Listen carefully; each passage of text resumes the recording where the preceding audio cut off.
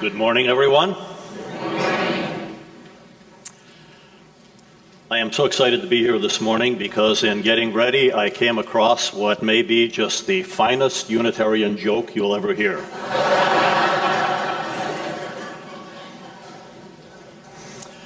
Concerns the Roman Catholic Cardinal of Boston. He was aware that his church had official dialogue and relationships with Protestant groups, Lutherans, Episcopalians, even Pentecostals, but they did not have a relationship with Unitarians, and the Unitarian Universalist Association is headquartered in Boston. So he reached out, made arrangements, they had meetings, they were cordial, relationships were established, and the Cardinal invited the entire city to come and celebrate the new relationship between the Catholic Church and the Unitarians. The Unitarians sent 3 delegates, and everyone marched in, and when they got to the front, the Cardinal was mortified that one of the ushers had miscounted how many people would be up at the front, and there weren't enough chairs. The 3 Unitarian representatives would be left standing. He was deeply embarrassed and didn't quite know what to do, but he recognized a man in the very front pew, an older man, who was at the church every morning and came to all special events, so he called him up, whispered in his ear, "The Unitarians are standing, get 3 chairs." It looked to the Cardinal like the man did not understand, so he repeated, "The Unitarians are standing, get 3 chairs." The man nodded in agreement and went back to the pew, but when the processional hymn ended and everyone was seated, the 3 Unitarians were still standing. And the Cardinal was confused and embarrassed, and then the man in the front pew walked up to the podium, tapped on the mic to make sure that it was on, and said to that cathedral, "Ladies and gentlemen, this strikes me as somewhat irregular, but the Cardinal would like to have us all stand and give the Unitarians 3 cheers."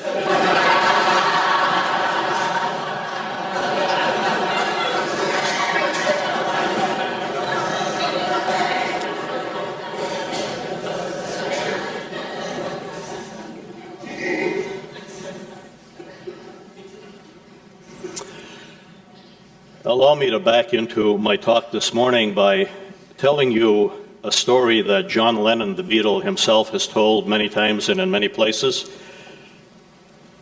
He explains the day it happened that he came to fall in love with Yoko Ono. At the time the Beatles were famous. It was the mid-60s, actually 1966. Yoko Ono had an exhibition at a gallery in London, and John was invited to come privately and view it and meet Yoko. In one section of her display, there was what we might call an interactive art exhibit. She had there a ladder, and there was a sign inviting visitors to climb the ladder, and it was a shaky ladder, and you had to climb pretty high. Once you got near the top of the ladder, you actually had to take your hands off and reach up, because dangling from the ceiling on a string was a telescope, not binoculars, a telescope. It would mean you had to take both hands, get it to your eye, and begin the focus. The viewer was to peer through the telescope at a small area in the ceiling, way at the back, where Yoko Ono had drawn in barely perceptible letters a word. And so John climbed that ladder, adjusted the telescope, and really worked hard to see what was there. And what he saw was a small word, 3 letters. The word was yes. Yes. He doesn't explain why that hit him with the force that it did, but clearly John Lennon in 1966 had a thirst for a message that was positive. Now I want to fast forward to our time, 2014. There is an ever increasing, and now it's become a global population of people, men and women who have a thirst for a spiritual message that's positive. And the word that is their credo, their rallying call, is that word yes. They are people, and I suspect they're like most of us here, they are people who are shouting the word yes to inclusion, to acceptance, to openness, to tolerance, yes to every way that kindness, gentleness, graciousness, and compassion can be offered to our world. And that group of people stand outside the parameters of traditional religion, organized religion, and they come under an umbrella. I think someone else has given them the label. It's SBNR, spiritual but not religious. Now, I feel that way. How many of you feel that way? See, even here we have a large segment of people who feel that way. What I want to talk to you about this morning is, what does it look like to be SBNR, spiritual but not religious? And then the question I've been asking myself is, if it can be described, how can it be described in a tight time frame, 15 minutes or less, because that's all we have here. And interestingly, I found a picture of a spiritual but not religious path, and it appears in, of all places, the Bible and what's called the Old Testament or the Hebrew Bible. It's offered by a person, probably none of you will know him. His name was Micah. He's got a little wee book in the Hebrew Bible. Even in a born-again, Bible-believing Baptist church, if you said to people, please turn to the book of Micah, they couldn't find it. It's buried back there. You don't need to know much about Micah because not much is known. He's called by scholars, he's given the label a minor prophet, so he's a minor leaguer. But if he was living today, what it would really mean is that he's not on Facebook and he doesn't have a web page. In his day, religion was failing people just like it has in our day. In his day, people were not just disappointed, disillusioned, and despairing, they were disgusted by the religion and what they saw it operating. And so Micah said, look, if you're standing out there outside of it, here's a path you can follow. And he gave them 3 actions, and that's what I want to talk about today, just 3. So if you want, you should be able to remember this when you leave here because they're short. Each action is just 2 words. Before I get to them, let me just say this too, that the path Micah offers does not require God. No God is necessary for this. And if that prophet was here today, he could say what we say in the point service, you can be good without God. So if you're here today and you lean toward non-theism or atheism or agnosticism, what Micah offers, the path he outlines, will work for you as well as it will work for a believer. Action 1, Micah says, act justly. That really doesn't need a whole lot to be added. He's saying we should conduct ourselves in such a way that our living contributes to the expansion of justice and the shrinking of injustice. Sadly, though, it seems that an awful lot of us live just the opposite way. We contribute by not doing much to injustice, allowing that to expand, and justice to shrink up and shrivel into nothing. I like the way Desmond Tutu, an Anglican archbishop and a Nobel Peace Prize winner, puts it. Here's what he says about justice or injustice. He says, look, if you are neutral in situations of injustice, then you have chosen the side of the oppressor. He adds this, if an elephant, for example, has its foot on the tail of a mouse, and you say that you are neutral, don't want to get involved, the mouse will not appreciate your neutrality. Micah says, simply, act justly. Well, let me give you an example. The outlaw Jesse James, on at least one occasion, he saw and seized an opportunity to act justly. At the time, he was in Missouri. He and his gang had robbed several banks, and a lot of law people were looking for them, so they had to hide out in the woods. They'd been up there almost a week. They were cold and very, very hungry. So, taking a chance, they emerged from the woods, seeking food and rest at an isolated farmhouse. The woman was gracious. You know, this gang, they were teenagers, 18, 19, 20. She said, boys, come on in. She gave them the little food that she had. She apologized for her poor hospitality. She explained that she was recently widowed, deeply in debt, and at that very moment, she was waiting for a banker to visit, foreclose on her, and have her evicted. Jesse James said, "Well, how much do you owe the bank?" She said, $1,400, and I can't possibly come up with that money. Jesse, who had just robbed several banks, gave the woman $1,400. And he said to her, "Here's the money, pay it off when he shows up. Be sure you get a receipt." The woman thanked him profusely. "I just don't know how to thank you." And he said, "It's okay, take the money, pay him, and a second time, be sure you get a receipt." Then he and his men withdrew back into the woods. They kept an eye on the road leading to the farmhouse. Along came the banker, and he looked very grim. You know, not even big, greedy bankers like to foreclose on a widow. And this man did not look happy. He entered, and a few moments later, he emerged from the farmhouse looking very pleased with himself. In a few more moments, Jesse James and his men stopped the banker and recovered their $1,400 and rode off.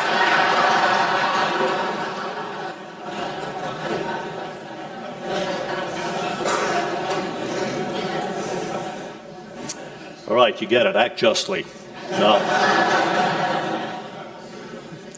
No, I'm being a little bit facetious, but what I'm trying to say is if Jesse James, the outlaw, can open his heart and try to take a stand on the side of justice, I think the rest of us can as well. So that's action one, is act justly. Action two from this prophet, love mercifully. Now, this prophet was not dumb. He could have just said, be merciful, and that would be okay.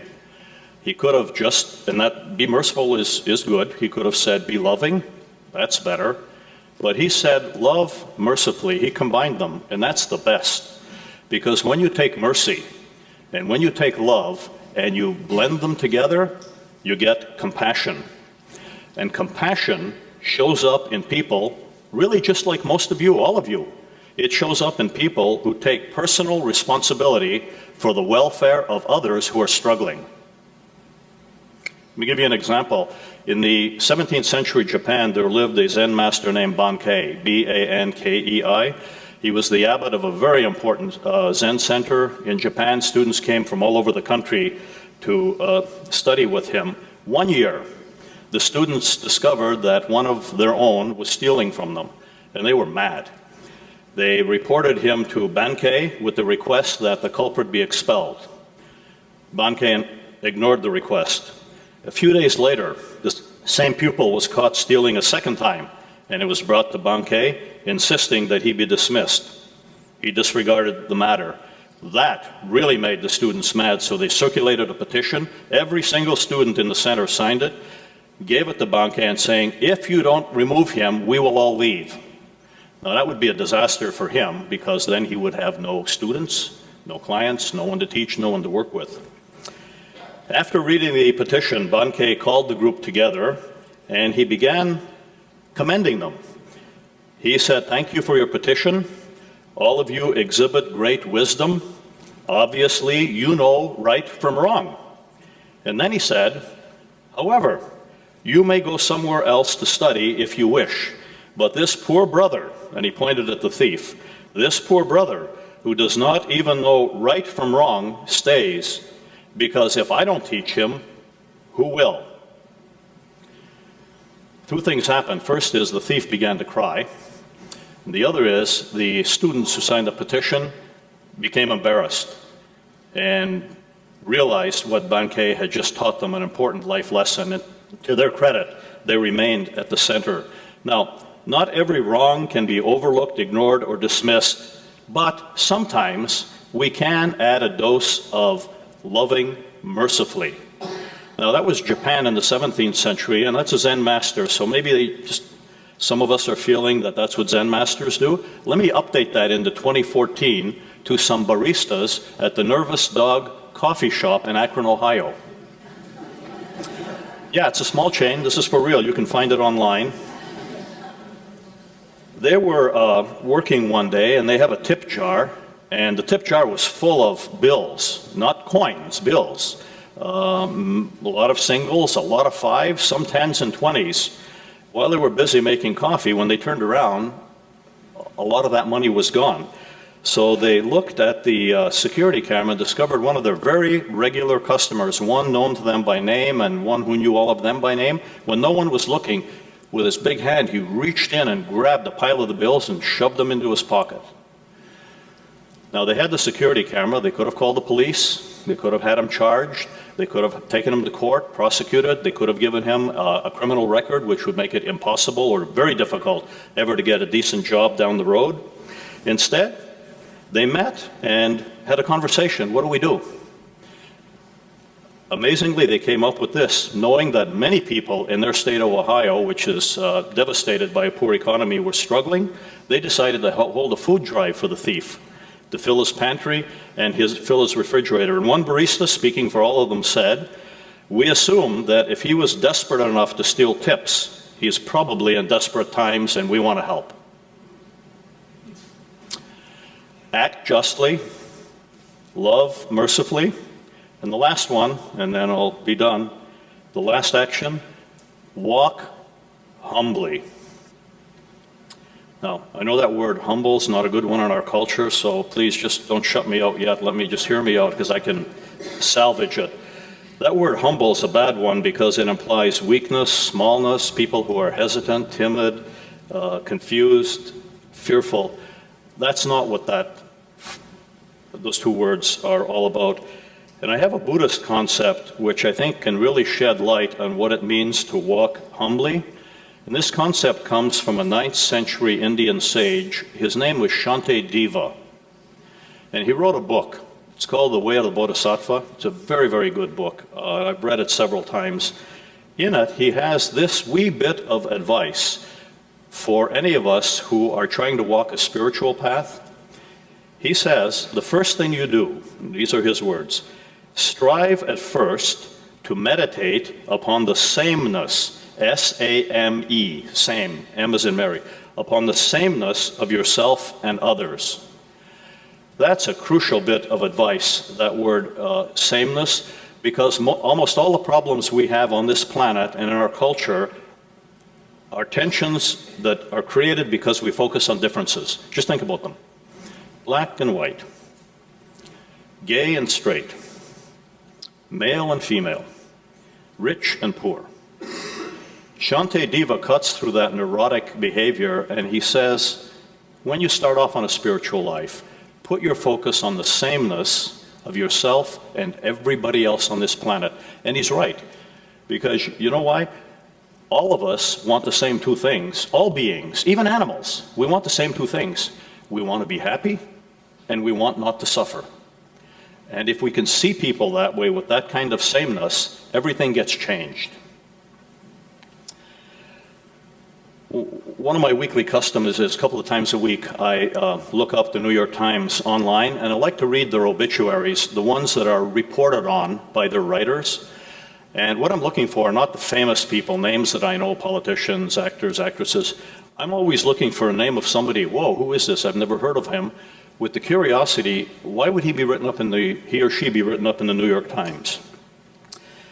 About 3 months ago, this headline in the obituary section, here's what caught my eye. Maybe you saw it too. Gene Estes, who left Wall Street to aid the poor, dies at 78. Oh, caught my attention. I read it. By his own account, Gene Estes said he grew up privileged and pampered. He was born in 1935 in Moline, Illinois. His father owned a major department store, big one, like Macy's, in the city and in other cities. Because of their wealth, he was sent to the finest schools in the country and graduated from the Wharton School of Business at the University of Pennsylvania. From there, he migrated to Wall Street to work in investments, his words, to make lots of money, which he did. And that rolled along just fine for a while until one day in 1984, when he was at the top of his game investing and making money, he was leaving his home, a luxurious suburban estate, I think in Connecticut, making his way into the city, where he got off at Grand Central Station. No, this is 1984. There he noticed a reclining woman with a black poodle among the sea of homeless people who at that time were permitted to essentially live in Grand Central Station. Good spot for them. There was warm, lights, bathrooms, you could buy food, and it was safe. Something about the woman impacted his spirit, and he did something he had never ever done before. Gene Estes practiced sameness and humbly approached the woman, really wanting to get to know her, put his hand out, and he said, "I am Gene Estes. I see you here all the time. May I know your name?" And she responded with equal warmth and graciousness. She said, "I am Patricia, and my dog, the poodle, is Ebony." Gene Estes says he remembered that Patricia spoke in a soft, pleasant voice. As she got to know him, she shared notebooks with him that she kept, and he recognized that they were the signs of severe mental illness, schizophrenia. He gave her a $10 bill. Now that's 1984. I did the inflation calculator. That's like $50 today. And he began to give her that weekly, realizing that she was not only homeless, but also addicted and suffering from mental illness. He knew she wasn't safe on the streets. So he began to look for permanent housing for her, and it was hard. Every place was full. He discovered something called the Jericho Project, a Manhattan-based nonprofit. They provided housing and health care to people just like her, and they would never have to leave and never have to pay. They were filled to capacity, but with a little patience and some negotiation, he helped get Patricia and Ebony into the home. To Gene Estes, doing that and experiencing Patricia that way was a life-changing, life-transformative moment for him. In less than 30 months later, he quit Wall Street. He became executive director of the Jericho Project. He worked without salary the first year, and then he received less than $20,000 a year after that until he retired 18 years later in 2005. You want to walk a path that's spiritual but not religious? This obscure prophet named Micah tells us how to do it. Walk justly, love mercifully, walk humbly. As you take those three actions, your thirst for wholeness and spirituality will be quenched, your life will be enriched, and more importantly, this planet will be a better place because you are here. Thank you.